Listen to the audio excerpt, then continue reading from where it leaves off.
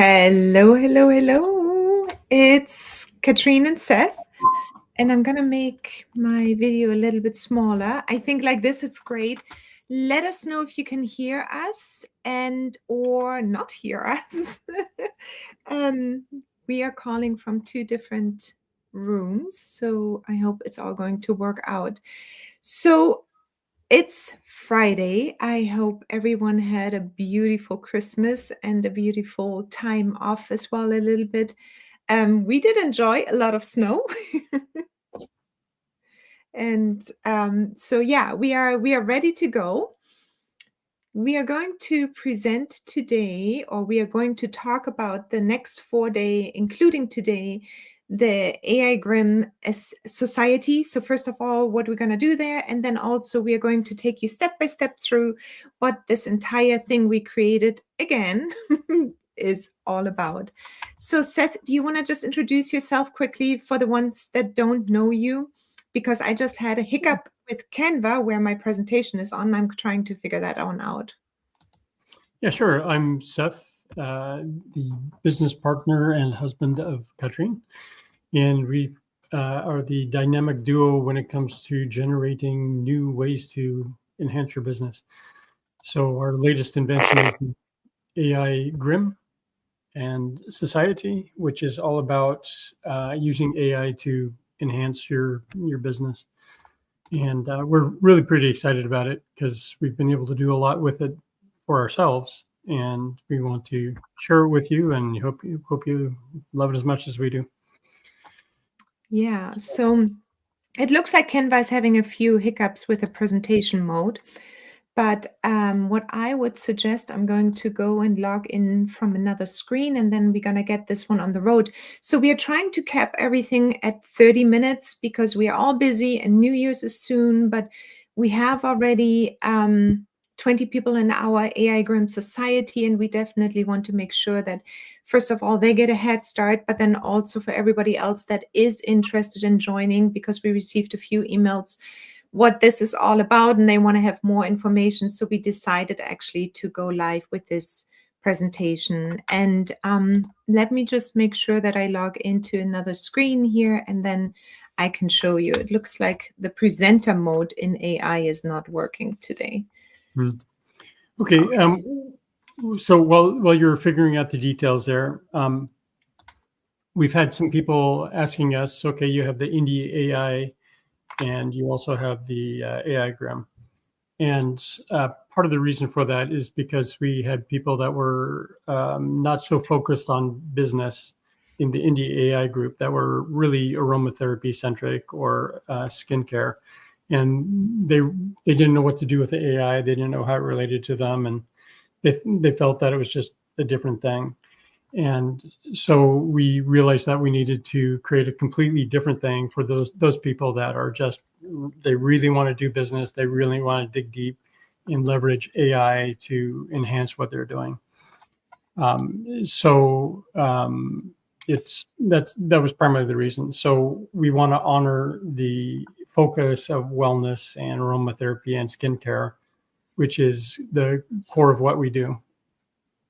We're still introducing some elements of AI in the Indie AI. In fact, our flagship product, Blend Precisely, already incorporates a number of things that will enhance the tool and make it much more useful. But we won't be stuffing it in your face and making it part of the function. Yeah, no, this is absolutely, and I'm just talking from my own experience. I've been working with AI now for the past 2 years now, actually. So it's been quite a ride since then. We've been implementing it slowly into Blend Precisely, and what is coming in 2025 is still, of course, mostly unknown. But what we do know is that AI is not going away. And if you're really wanting to create a business, make money, and do all the good stuff a business is supposed to do, then you will not be able to pass by AI.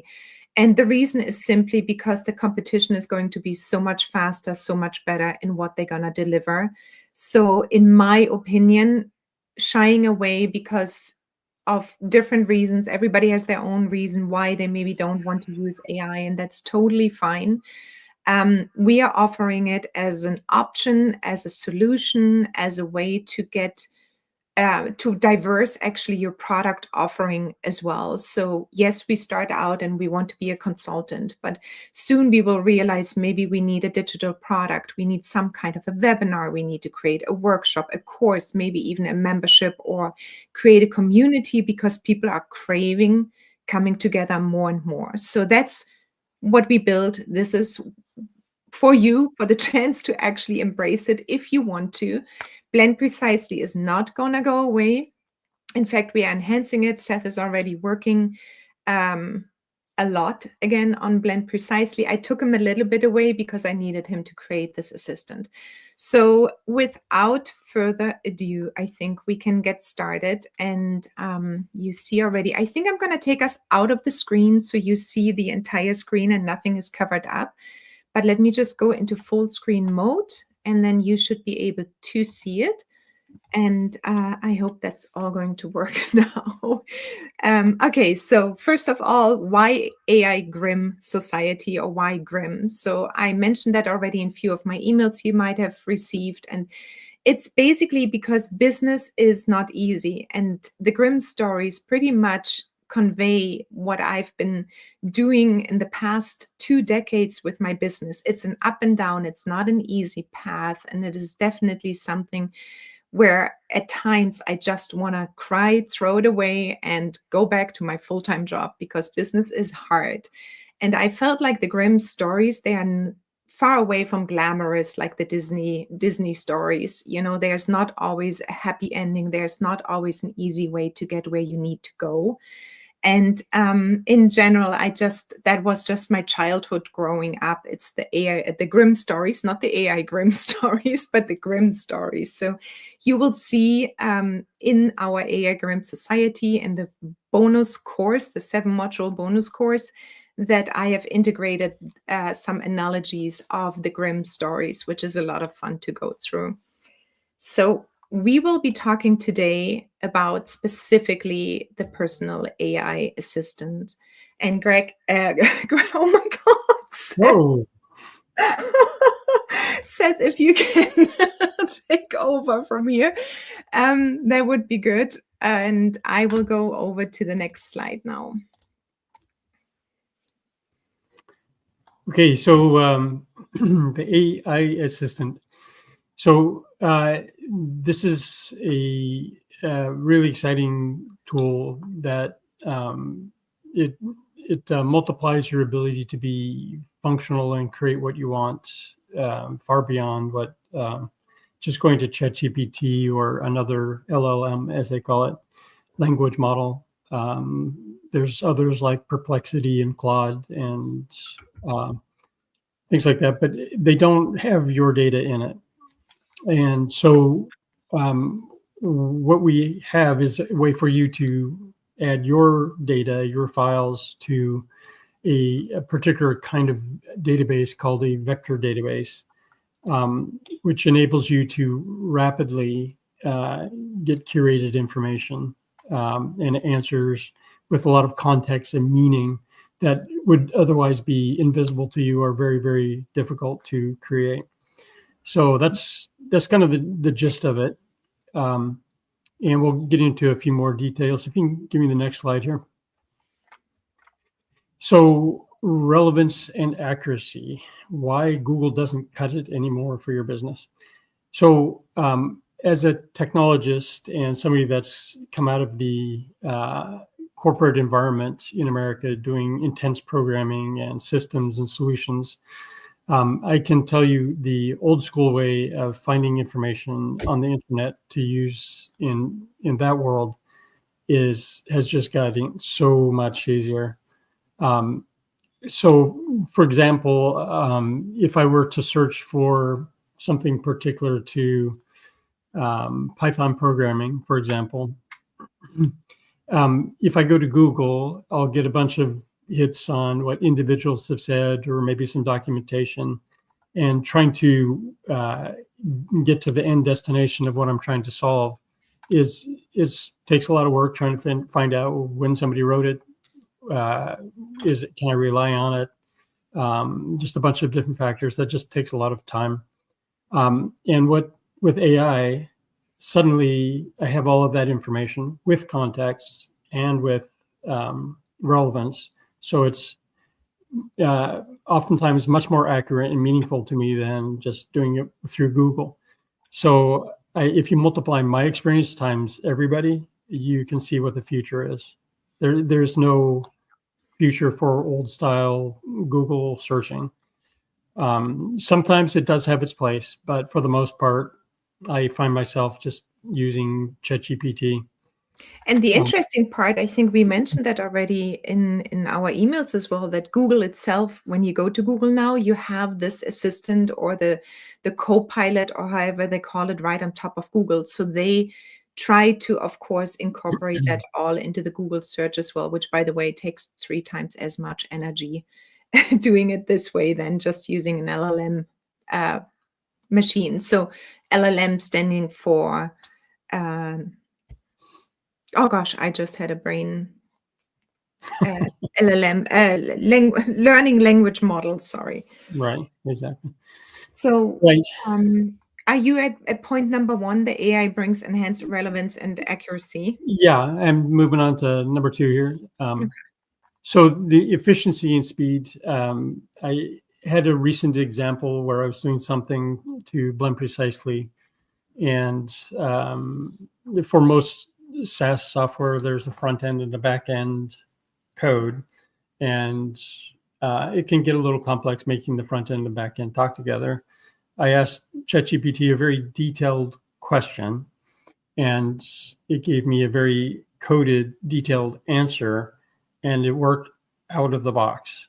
And most of the time, it's not that good, and it will give you like a 80-90% answer from a programmatic viewpoint. And it really saved me a lot of time. If I had to think of all that and do it all myself, it would have taken me much longer. So definitely faster and way more efficient. Yeah.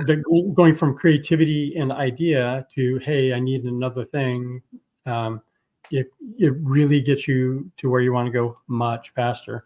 And it's not just programming; it's business. It's any facet of knowledge that you can think of. So yeah. Yeah, I just wanted to maybe give a couple of examples, circling back to our wellness businesses. For example, the enhanced relevance and accuracy. When you have your own knowledge database, like we are providing with the AI system, you can basically go back to your own data and you get the most accurate answers from your database, from your own database in seconds. And that is definitely not possible when you just go out and Google search something, right? So if you have your personalized workout routines or client data in your database, you will also be able to get accurate and relevant results back. And in terms of efficiency and speed, Seth mentioned it already. He would normally spend hours and hours hiding away programming, but if you take it back into our world, the wellness world, it's also that you can generate tailored plans. If you're a nutritionist, for example, you can generate tailored meal plans based on your client's needs. When you had an onboarding call or your first call with your clients, your aromatherapy clients, or with your horses, the equine aromatherapy, anything. I see Shalane is on the call. You can put all the data into your AI assistant. And if you have 10, 20 clients, you can get the data back out of your system in a very efficient way with a lot of speed behind it. So those are just 2 examples where it can be used in our industry. Right. And the third one. Yeah, I can speak to this. Yeah, so the organization of data is something that I really love. It's for example, if I say I want to like list all of the essential oils in from A to Z, It'll do it and put it in reverse order. Give me all the constituents. Give me all the densities and put it in a poem or just anything that's really odd. It will do it in haiku. You can ask it to do the strangest things and it will just say, yes, sir, I will do that. Or madam. What's that? Or it will say, yes, madam. Or madam, indeed. Indeed. So not to be sexist there, but yeah. Yes, sir. But yeah, I find it the pattern recognition. What I've been doing lately more is putting a bunch of data in from our GCMS reports. And the pattern recognition is really amazing how it puts the things together from the GCMS reports and then also backs it up with therapeutic properties and what you can do with the essential oils. So if you load your system correctly, you can get incredible data back actually and come out with numbers and scientific numbers behind it, which clients really appreciate as well. Right. So I think that's a nice segue into vector databases. Yes. So just maybe, so it's not too technical for someone who has never worked with AI, knows nothing about vector databases and all of this. Can you put this in somewhat of a very simple analogy? Basically, you know how much I love analogies, and I ask you a lot of times, it's like, okay, translate that into Katrine language, please. Okay, So how can I don't know? stop being Yeah. such a geek and say it in plain language. Yes, I get it. please. All right. Yeah. So AI is wonderful. There's these nice folks at Microsoft and Anthropic and Perplexity that have spent enormous sums of money to scour the world of information and to be able to contextualize it and give meaning for you when you sit down and you say, I want to make a banana nut cake loaf or something like that. And it'll just tell you. So that's good as it is, but what if you say, I have taken a course in aromatherapy, for example, and I have 2,000 documents in PDFs or whatever form, and I forgot how to do something, how to do the dilution ratio or some technical aspect, or even just things that you've forgotten about, and you want to know quickly, where is that? Give me the information about that thing. It'll do it. But ChatGPT and these other learning language models, they can't act that quickly. To do the same thing, you would have to upload each of your documents one at a time, and you would run out of space. It would cost you too much money, and it would cost you a lot of time to do it. Yeah, I just want to take quickly, April is on the call as well. And April is going through a herbalism study. Correct me if I'm wrong, April, but I think I saw that.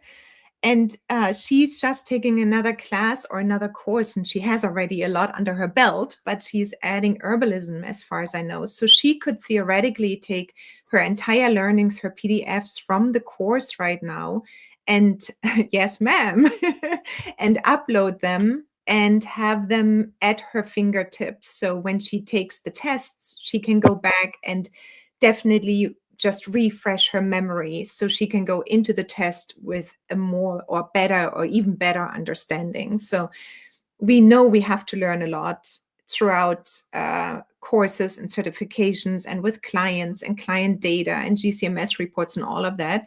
But this one would be then available. And I know, for example, April is super short on time. She has a full-time job and she's doing another education right now, which puts her in the time frame. How can I shorten the time normally in order to get faster to the goal, which is serving people in my industry and being free of a 9-to-5 job?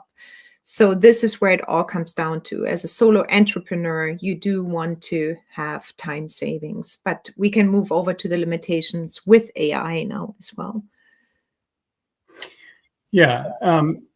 So one of the things that you'll find out if you're not familiar with AI is there's a problem called hallucinations. So there's a lot of data, but it's also equally bad to if you try to ask it a question, you get a wrong answer, or you get an answer that is completely off topic. So with a vector database, which is the engine behind our assistant, you minimize the amount of hallucinations dramatically.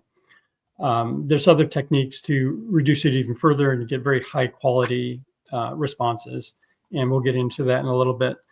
But the vector database is, you can think of it as like a big map. And if you look at a map of the world, you can see that in the United States, you have all these states, and within each state, you have these cities. And if somebody says, well, tell me where to find all the health food stores in, say, New York. So there's a bunch of different cities actually named New York, but it knows that you mean New York from the one that you uploaded. So if you uploaded a map of New York, for example, it would say, oh, yeah, that's the New York he means.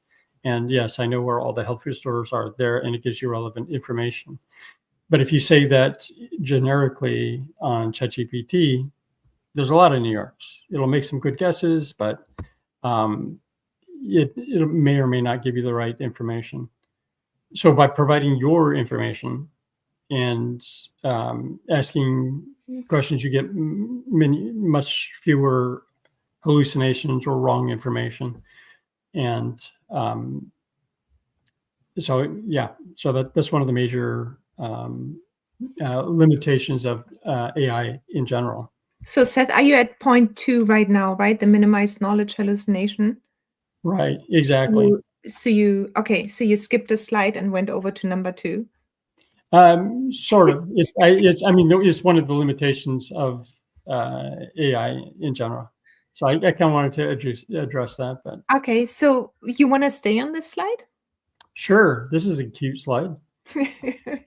So the massive document querying capacity, I didn't get in the beginning really what that actually meant. And I think you explained it a little bit. Now I'm experiencing it, of course, because I uploaded over 600 documents already. But what does that really mean for an end user? Yeah. So right now, in some way, shape, or form, you're using a database every day when you use your computer. When you type anything into your computer, there's a database that's delivering very rapidly information to your computer. And a vector database is very similar. But one of the key things that it does is it says certain things are related to other things more than, so like cities are more related to geography than banana nut bread. So it wouldn't co-locate those things. So when you ask things about cities, it will bring you information about cities and things that are relative to it. So that's one of the key points of a vector database. And so you can ask the question of thousands or even millions of documents and get back relevant information in a very short period of time. So you need a whole lot of people to do the same thing, and it would take an army and a lot of chaos to accomplish the same thing. So the technology is just mind-blowing, what it's able to do. This is better than any other type of database when you couple it with AI. You know what Sarah just said? Sarah just said, if only AI could also do the uploading. Well, Sarah. As it happens. It can do everything for you, but you do need to move a document into the database. Yeah, so there are systems that can, for example, we're currently looking at ways to minimize the effort of you actually having to upload directly. For example, if you have a Google Drive or other things, then there are ways to accelerate that. But that's probably nothing that you need at this point, and it would just be adding complication to your life. So we're trying to simplify your life. So we're not gonna go there. Not yet, at least. Long-term memory storage capabilities. Right. So if you go to any of the large learning language models, such as ChatGPT, when you type in a question, it remembers that you typed in that question. And if you ask another question, it will say, "Oh, that question relates to the question you just asked," and you can have a whole string of and requests, and it becomes a conversation with a robot. The problem is that you can only do that for so much, and then they kick you out, or they say you have to create a new conversation or something like this. With the vector databases, it remembers everything you ever put in there, and it doesn't go away unless you say, please take that out. So it's permanent long-term memory that evolves with your changing data. So for example, in April's case, if you decide you are completely done with aromatherapy or whatever else you were possibly into, you could simply delete those documents and you would free up that space and that storage, and you would never see that information showing up when you queried through the AI assistant. I think in her case, she wants to combine everything. Well, you can do that too. Okay, so advanced contextual understanding. Right. This gets back to what I was alluding to before. Your giving meaning and context is huge. So I use this pretty much every day at this point, and I couldn't live without it. It gives me information I didn't even know, because it can see, like going back to my example about New York and health food stores. Well, I only want to see health food stores that have bagels or whatever. It will have that information in the database because you put it in there, and it will also say, oh, by the way, the bagels at this one have they're gluten-free, or what other details that you might want to know, or there will be contextualized information, because it knows it doesn't actually know, but it appears as though it knows what you want, even though you didn't ask it for that information. So it will give you what you want, but it will also help you in other ways. Do you want me to tell you more about gluten-free bagels in health food stores in New York City, for example? Mm-hmm. There's a way for you to iterate through and get more and more refined context about the thing you're looking for. April was saying, oh no, why would I give up aromatherapy? Laughing out loud. Okay, so this one is basically, I want to keep us a little bit on the timeline. We are 28 minutes because I know people are busy. But the AI assistant, that's basically what the AI Grim Society is about. This is where you get your AI assistant. It's one thing out of three things. And that's just the comparison. OpenAI, meaning any other language model. So you might have heard about, obviously, ChatGPT, Claude, Perplexity, Gemini. There are quite a few different language models, but they are not the same as the AI assistant vector database we have inside our AI Grim Society. So I'm going to go quickly back to just a few limitations AI has too, and I'm going to take that slide just because I've been working with it and seeing it myself. So AI does not replace creativity or emotional thinking. You can instruct it to do so. You can say, answer me back in an emotional way, as somebody would have just I don't know, threw up or something. So it will grasp that, but it will not do this automatically. It will also not get the creativity a human being has. It cannot take, for example, my course that I created now for the AI Grim Society and automatically link it maybe to Blend Precisely. I need to instruct that. So that is definitely a limitation with AI. It needs your creativity and it needs your emotional thinking, or at least the instruction of such. The dependence on data quality, no matter what model you use, what you put in, you get out.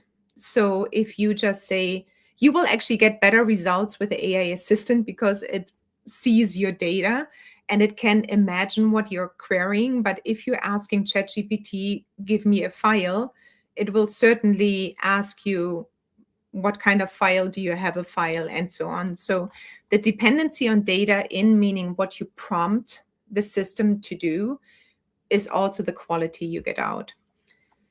Limited understanding of nuances. I've seen that quite a bit. It doesn't quite understand. When I say speak in a German way, it gives me mostly Bavarian Lederhosen jokes, which I'm from North Germany, I'm from Berlin, so it doesn't know that type of differentiation. I would need to instruct it again to say, no, you have to speak with a Berlin accent, with a sassy mouth of a Berlin person, and also give me that type of, so it doesn't understand sarcasm or horror or humor or anything.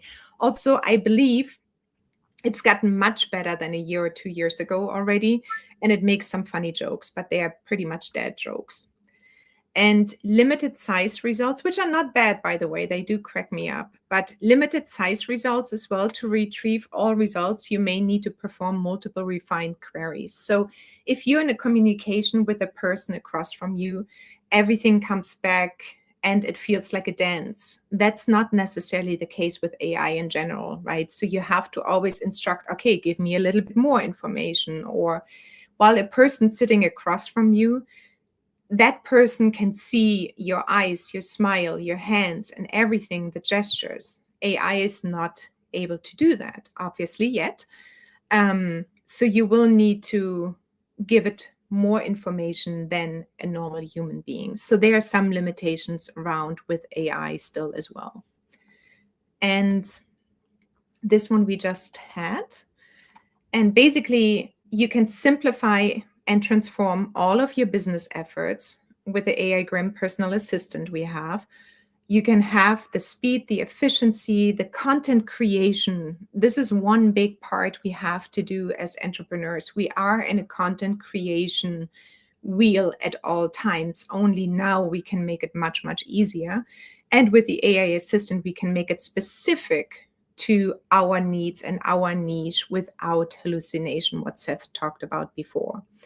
Yeah, And tomorrow, I think we're going to get into how we very specifically generate copying using the AI assistant and a couple of other tools that will rock your world. Yeah, so it gives you all the intelligence you need. So just quickly a recap. So the AI Grim Assistant allows you to query thousands of documents simultaneously, while LLMs are slower and more expensive, and they actually can't do that. The AI Grim Assistant minimizes knowledge hallucination by acting as a reliable knowledge base with structured data. The efficient data storage in your assistant provides long-term memory, unlike LLMs, so ChatGPT will not have that, and also cannot store all of your documents, the 20,000 plus documents, and it lacks the memory capabilities. And then also the AI Grim Assistant representations enable nuanced contextual understanding, while LLMs struggle with that.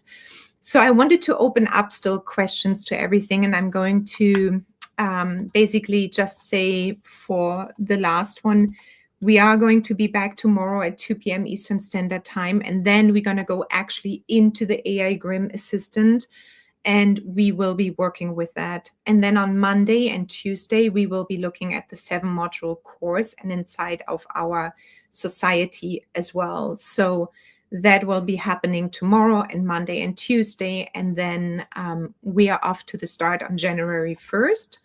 And January 1st is where we will start the course and be fully available in our course, in our society as well. So I wanted to take questions. If there are any questions, it's a good time to ask those questions right now. And I think it's probably all quite a bit overwhelming if you've never worked with AI, and I can totally understand that. And if you have questions coming later on, that is totally fine too. And feel free to send us an email as well, hello@blendprecisely.io. Oh yeah, exactly, April. Why would you ever give it up? And here's Sarah saying, if AI could upload her documents. And Sarah, you're working as well. I know that time is short. Yes, April. Yeah, you could definitely use this assistant for sure. Yeah, so let's see if there are any other questions coming in. I think a few of the questions are that I've received in the past for sure is in terms of the documents and safety and security as well, how they are in our system. And maybe Seth, you want to talk to that for a moment? Yeah, I was concerned about this question very much, and especially in context of GDPR rules. In Europe, they're very sensitive to security and privacy. As it turns out, there's very specific privacy documents that OpenAI, the producer of ChatGPT, has put out, which is very specifically saying is if you're using our API, which is what we're using, then we don't store your data in any way. So there's no thievery going on of your data, certainly not in the vector database, which we use. So we've looked through all the documented privacy policies at each step of the way, and your data is safe. So in fact, I would like to actually put that on the AI Grim tool so that it's easily accessible and you can review it and see if that's something that suits your needs.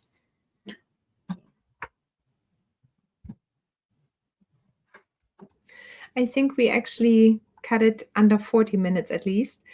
And yeah, we'll see you back tomorrow at 2 p.m. Same time, same place. Not same time, same place. So the YouTube channel is the best one to catch the scheduled lives already. And you can get notified if you subscribe and say notify to the channel itself. And it will just come up to your phone that we are live actually. And that's it. Is there anything else you wanted to add, Seth, or that's it for today? I think that's good for today. I think we need to let people go and get on with their lives. All right. All right. Well, thank you for watching and thanks for coming in, and I will see you tomorrow. Bye-bye. Okay. Bye.